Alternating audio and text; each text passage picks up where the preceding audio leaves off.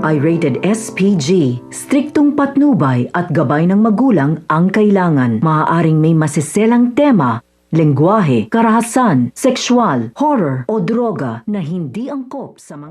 Ngayon na natulungan na ni Pirena si Mona upang mabalik ang kanyang buhay, haharapin naman ni Tera ang isang matinding laban kay Olgana.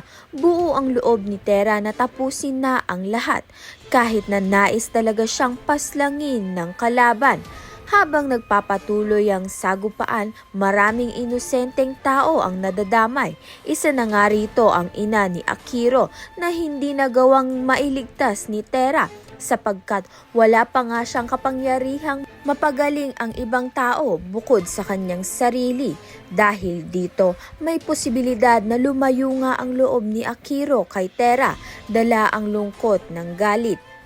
Sa kabilang banda naman nga sa gitna ng matinding laban, ginamit ni Olgana ang buong lakas niya upang tuluyan na ngang paslangin si Tera. Subalit nabigo siya sapagkat sa tamang oras sumulpot si Pirena upang pigilan ang huling pag-atake ni Olgana. Nabawi na ni Pirena ang kanyang brilyante at muling nagbalik ang buong kapangyarihan nito. Sa pagbabalik ng kanyang kapangyarihan, si Olgana ang tuluyang mawawakasan. Kaya naman nga't yan at iba pa ang dapat nating pakaabangan. Maraming salamat sa iyong panunood.